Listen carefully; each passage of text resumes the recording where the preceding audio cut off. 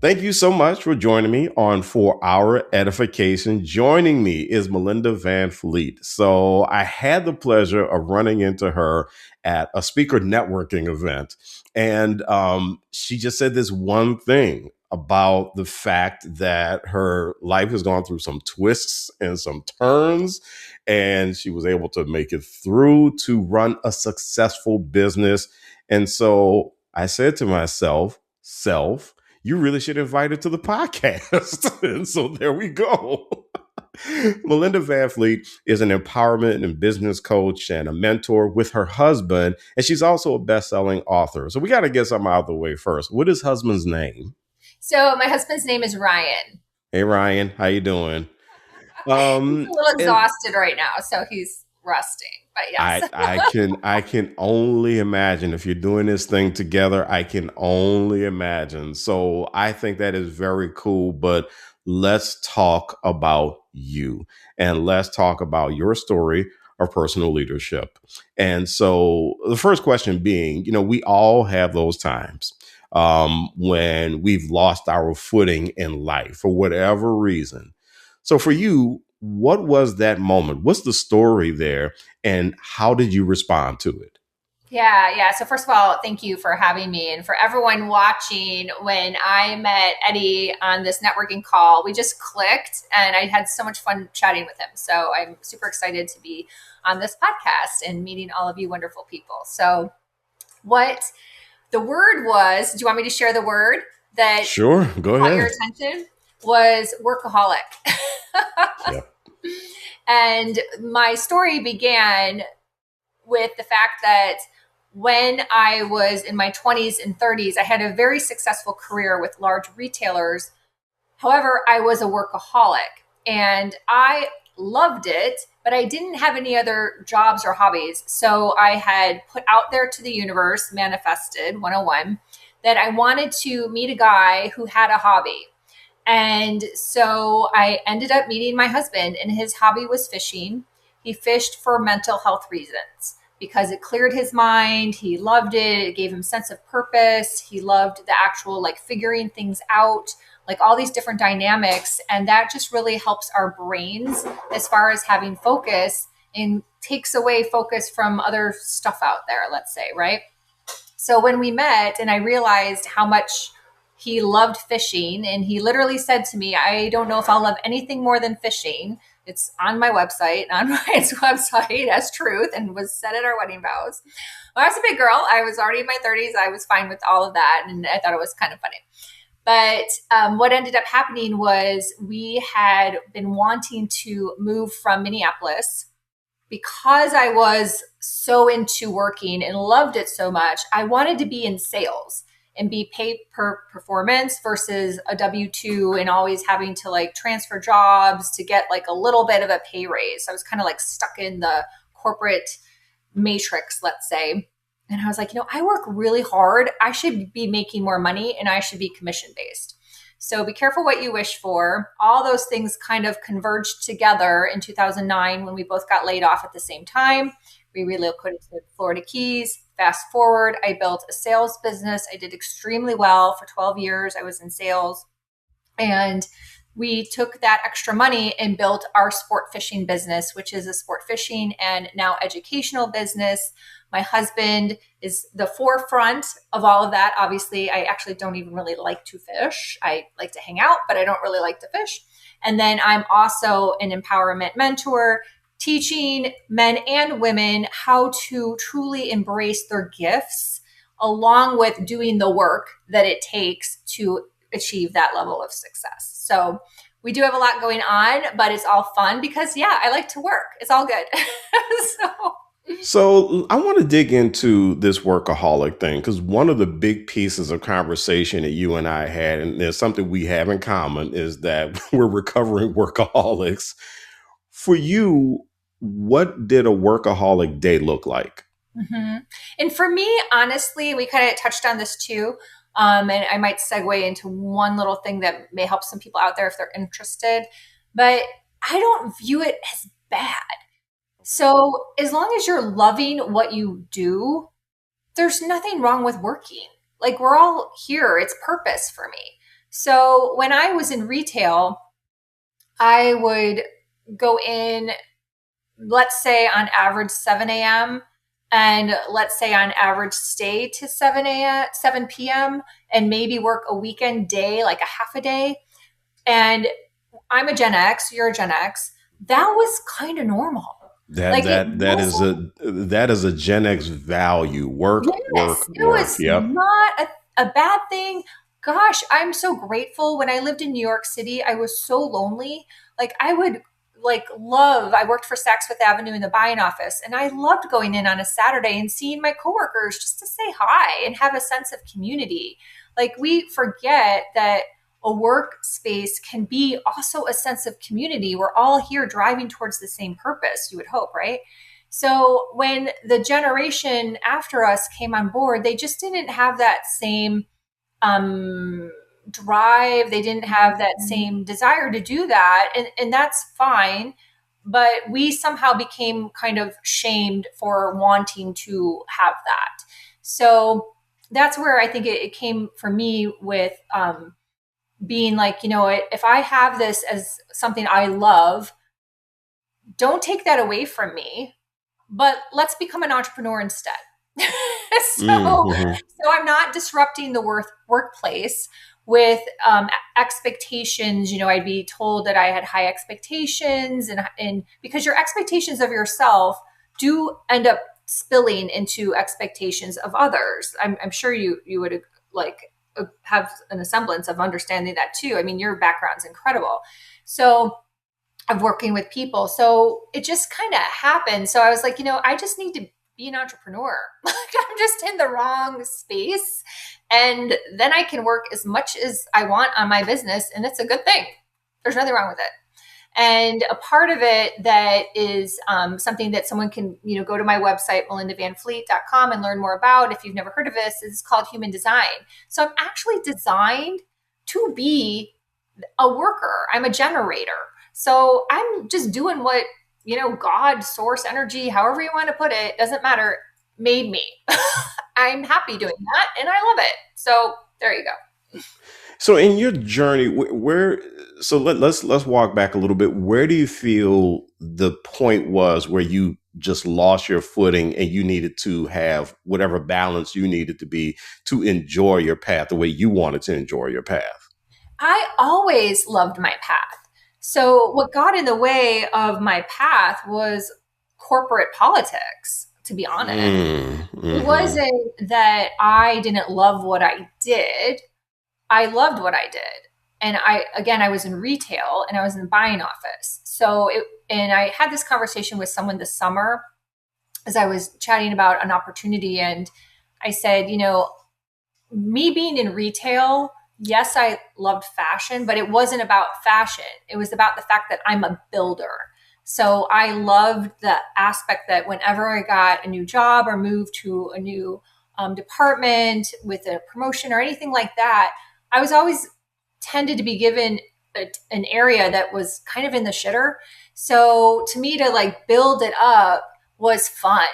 So I loved that. Like I loved my actual job. It was the corporate politics of that and, different aspects that happened as life is that made me go, you know what? I'm open for change. My husband is open for change. Let's see what happens. I started interviewing for new jobs to move to Florida. They didn't work out. And then we got laid off. And so here we are. I still landed here okay. So Yeah, and corporate politics. I am a student of organizational culture. I have always observed the culture wherever I've been. What is it about corporate politics that was really challenging for you? yeah, I would say my husband would agree with this. Being a Gen Xer, we just did our job. And we didn't like if I told my dad that something hurt, he would say, I'm gonna cut it off. Like there was no oh, I'm sorry. Like, oh, how do you feel today? Like it was like what? Like get your chores done. Like, that's just how we grew up. I didn't know any different. I don't have trauma from that. Like, we just grew up like that. So then I believe that HR used to be there for the people, and it became more there just to kind of police and keep control. And so in that, if you were someone when the generations changed over that didn't really have that, let's say, emotional intelligence, and you didn't know, and you didn't have proper mentorship, like, you just got sucked in. And so when I was at one of the companies, I didn't understand mentorship because I never needed it before. It was just about doing my job and doing a really great job, which I did. So then when things started to change over generationally, I didn't have any mentorship, which is a huge reason why I'm a mentor now, right? Like, our lessons are gifts that then we can help other people and understand the importance of having a mentor. Hi, here I am. So I don't feel bad about any of these lessons because they set me up to understand the importance of mentorship and what I wish I would have had and I didn't. That makes a lot of sense because, I'm one of those people who, listen, I love being a Gen Xer. I think our generation is great. I think that we're certainly not the silent generation or the greatest generation that have lived or the baby boomers, but we grew up at a really cool time.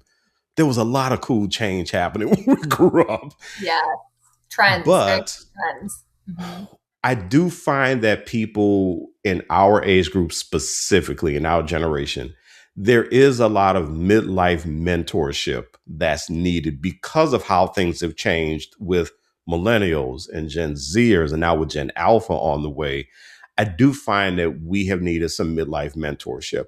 Do you find that is the sweet spot for you and the mentorship that you are looking at? And honestly, I think the millennials, they're about to need a lot of midlife mentorship as well.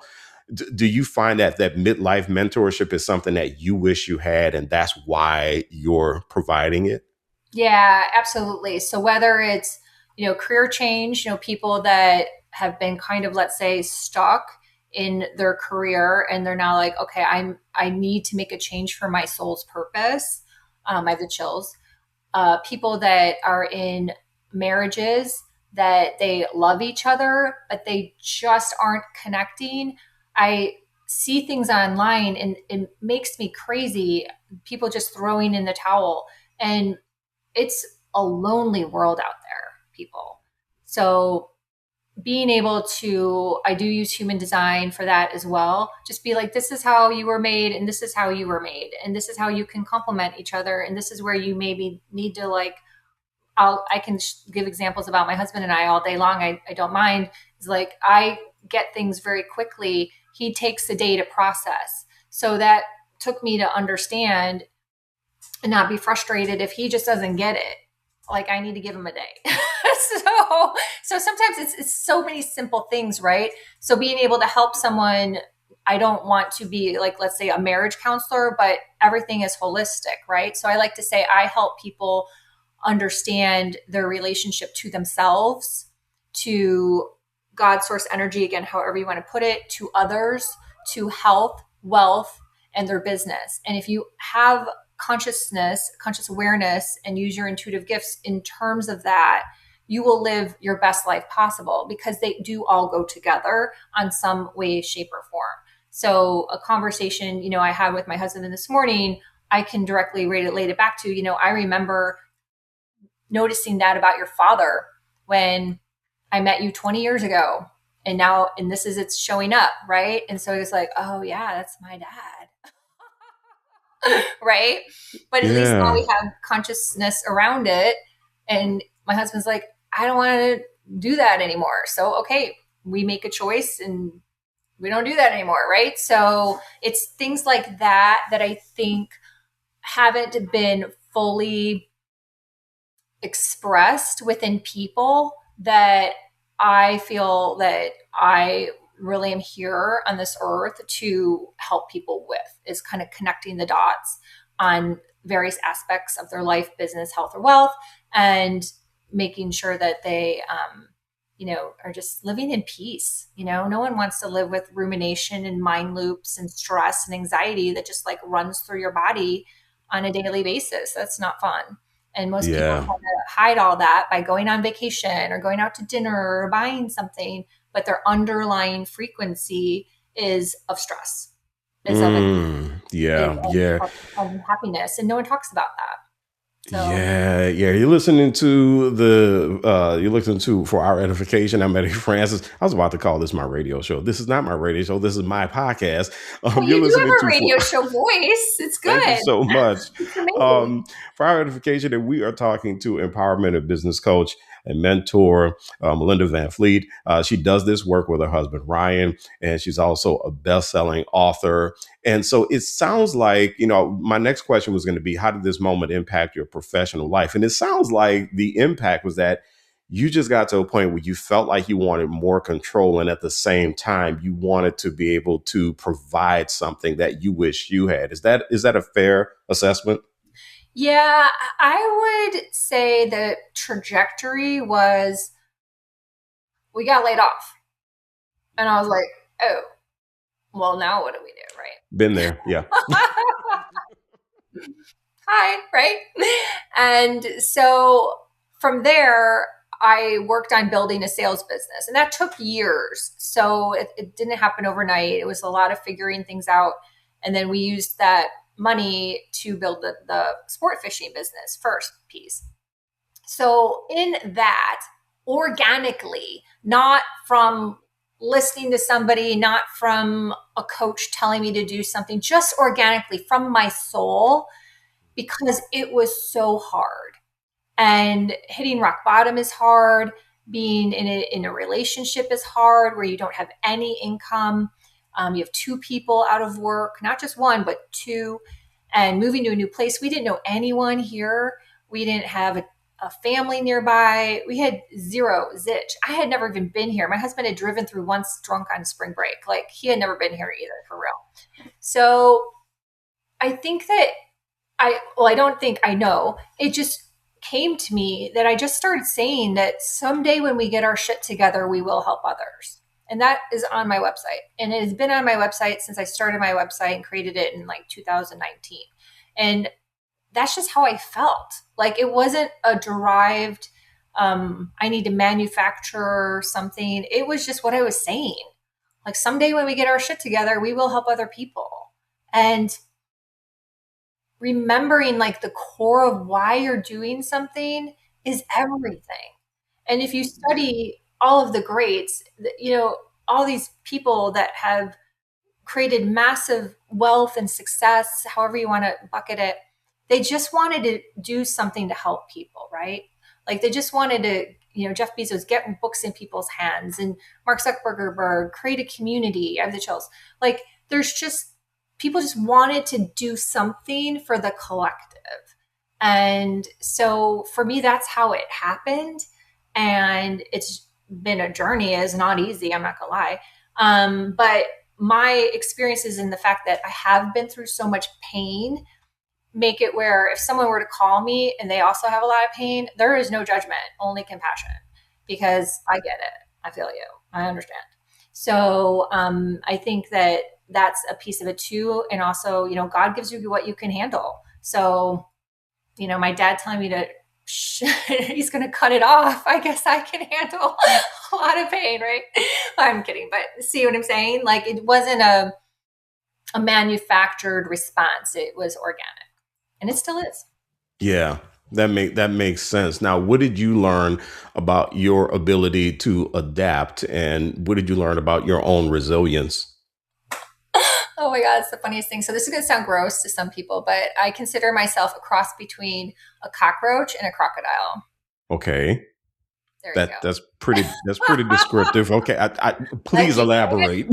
You can't kill me. Like you just can't. I move fast like a cockroach. If you're in Florida, like, they're called palmetto bugs because it's kind of a common thing, to be honest. In some places. Louisiana, cockroaches. Yeah, it's just like, okay, where's the raid? Yeah. If raid works. Yeah. And you have probably crocs too. Don't you have crocodiles? Alligators. Yep. Alligators. So in Yep. South Florida is the only place in the world that has both species. So we are just kind of strange down here. But so yeah, crocodile is thick skin, moves fast, is tough.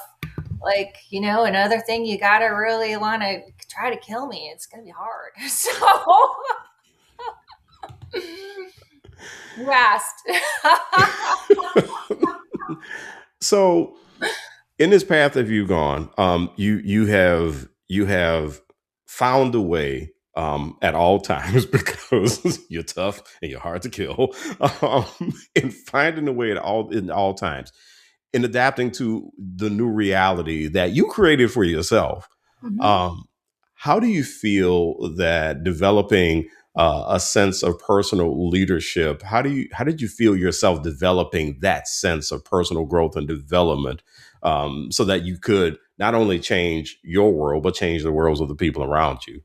That is like $1 million question because I had a whole epiphany about leadership this summer Ooh, that do I've tell. never heard anyone talking about. And I feel like leadership, for the most part, that's spoken about, whether it's in a book, a TED talk, any of those things, is very kind of textbook.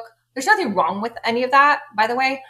But what came to me, because I've done so much work with my husband, is the thoughts you have is your leadership. So if someone comes to you, I make up an example. If someone comes to you and you're in a corporate environment, let's say you're the boss, you're at the desk, and your team member comes up to you, asks you a question, you may be like, oh, XYZ, this is how you do it. But in your head, if you're thinking this employee is stupid, that's a problem. Mm-hmm. So you have to work on your own thoughts first as a leader. Like, how would a leader show up? And no one really talks about that. And I caught myself this summer because I do so much work on consciousness. That's what I would help someone with one-on-one, is like how to get to this level of like hyper awareness that of things no one talks about and connect the dots. And I was talking to someone and I realized that the thought I had in my head was not of leadership. And I went, wow, I would have never, ever, I'm 54, in all my years, like, had like this total, like I said, epiphany of like, wow, what I just thought in my head was not a leader. So I think we have to I have the chills. Like, I think you have to really get clear on that and have the consciousness to like recognize in the moment, like what you said or what you thought was leadership. And people are not to that level. They're just trying to find, the next book, the next leadership book that has 5 steps. And quite frankly, when you start to study a lot of these like books, and I've heard big podcasters talk about this, publishers and like publishing houses, they make you put filler in to pump up books to sell them. So now I don't even know if I love the nonfiction arena anymore, because are the person that wrote it really following it? So there's a whole aspect there that you can go down a rabbit hole on. So when you just dial it back and try to keep it just super simple, but again, this is not easy. This is work, and this is looking at your shadows to like really go, whew, was that thought really leadership? Because it's one way to show up to a person. Oh yeah, here's, this and that. But in your head, you're thinking, well, you're really stupid. That's not leadership. And you're supporting something that I talk about all the time. I mention this all the time. That it is said in academic research about leadership, it is said that self-awareness is the first commandment of leadership. There you go, my Um, friend. That's why I like but you. but but you're also bringing up something that I have as a complaint about the academy, And that is, they have all these great leadership theories that explain why we think the things that we think. And it's all locked up in the academy. So it's all being shared via academic research and publications that's not accessible to the everyday person. And to me, that's the shame of it. So what you say about that deeply resonates. And I have been around the chief executive who has said one thing, but they have been thinking another thing. And that thing that they think that they're really thinking about their people, it slips. And you're going, so is this what you really think of us? And so what you are saying deeply, deeply resonates. And so that takes me to this next question about, how do you continue to invest in your personal growth and development? Are there any specific tools or methods that you use? So it's Anything taken from a me book? years. I'm joking. Yeah. It's taken me years to get where I'm at. So I wouldn't say that someone who's new to this type of work is going to get, we're all different people, right? So this is obviously just a blanket conversation, but I started meditating in 2018, but what I did for meditation then is not what I do now. How many years later? 8 years later, right? So 6 years, however you want, 6, 7, we went with years. So I have radical practices that I would help someone learn and understand one-on-one. But if someone's just starting out like a normal person and they're in a stressful job, they're not happy, if you can at least just sit in silence for 10, 15 minutes a day and just breathe. And this sounds so basic. I know I'm going to get some eye rolls. I've done the eye rolls myself over the years for various things, but it just is a starting point to start to clear your mind, let things come up. And really, I think the other piece, and this isn't talked about enough, but it's radical truth, really being honest with yourself. And that kind of goes with the leadership example too.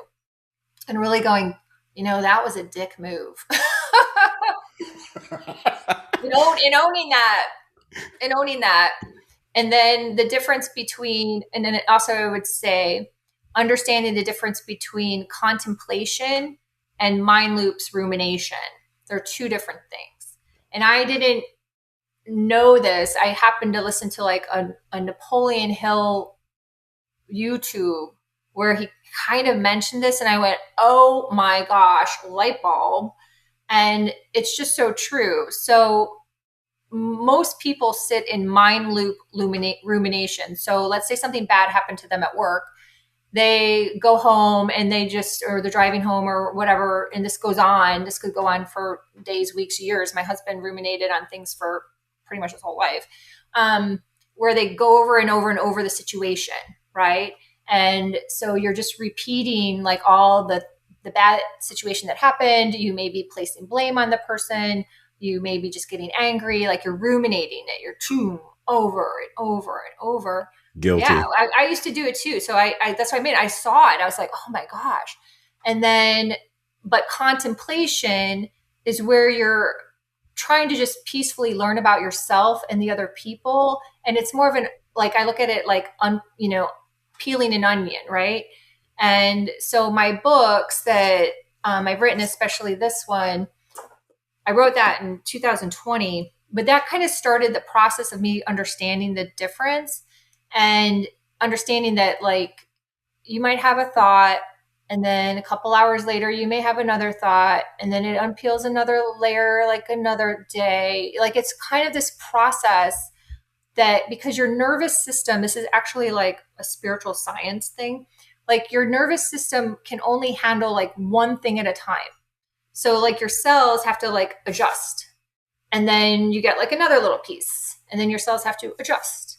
You could look at it as going up a staircase or something.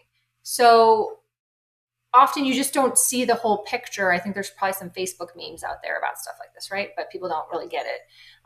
Like you don't really see the whole picture yet. It has to unfold. So that to me is contemplation. So if someone has a busy mind, like people will say overthinking, they'll just kind of bucket it as overthinking. I think it's important to like understand the difference between, are you mind looping yourself to death, or are you positively contemplating something, looking at your shadows, I'm trying to understand the other person. Like there's a lot packed into this, what I'm saying.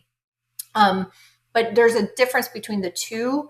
And to get to that level, like meditation, being in nature, all the things you would eye roll me at what I'm saying, not you personally, but people watching, are the tools to do that. The tools to get to that level over time. And you have to be consistent. I'm curious. You said that you don't meditate the same way. Why have you changed the way that you meditate? Because I've become more intentional, because I have such a radical self awareness that I just fine tuned that. And it's just become like, let's say, my program. Does that make sense? Yeah. So it's nothing bad or anything like that. I've just fine tuned myself to understand that and make it like more of my program. I call it beyond basic. So that's all.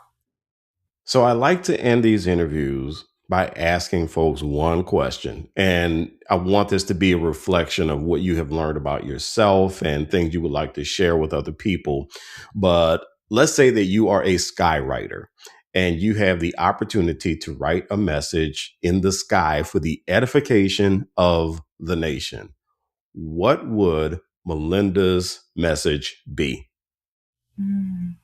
So I'm going to borrow this. It's the thing that's coming to mind. It's going to be, I'm writing a science fiction book. And it's the premise of the science fiction book.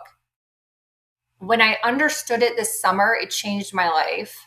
I randomly, such a weird story, but in a YouTube video, someone put in a comment a book, and I don't even remember the name of the book, but it was kind of like one of those things on YouTube videos. You watch a lot of YouTube, you'll see people spam in the comments to like buy their programs, whatever. I'm a big YouTube consumer. I love YouTube.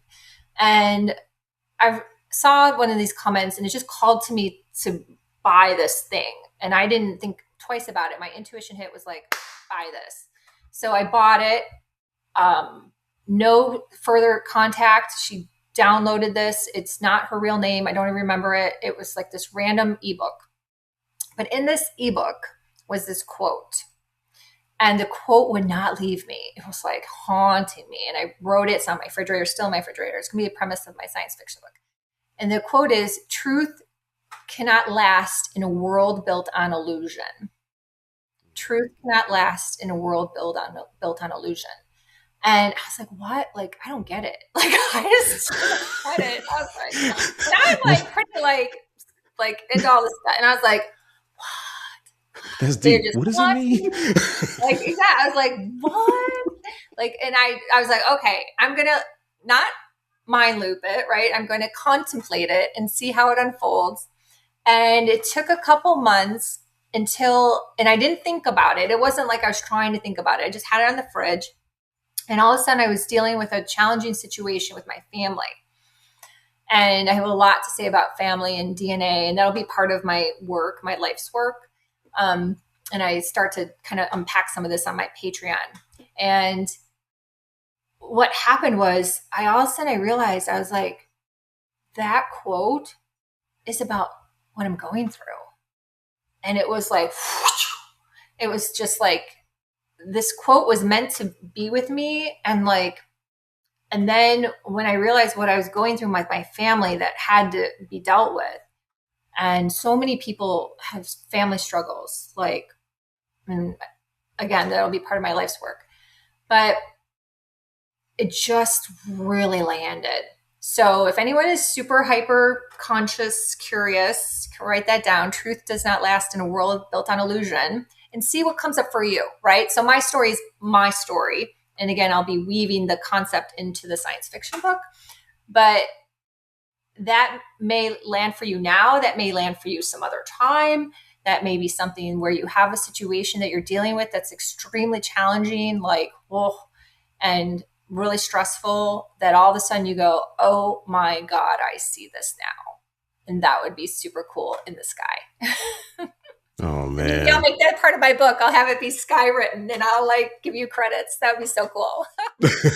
You got it. You got it. Well, Melinda Van Fleet, she is an empowerment business coach and a mentor with her husband, Ryan. She's also a best-selling author. Thank you so much for hanging out with me on For Our Edification. Thank you so much, Eddie. You're amazing. Thank you. Thanks everybody for watching.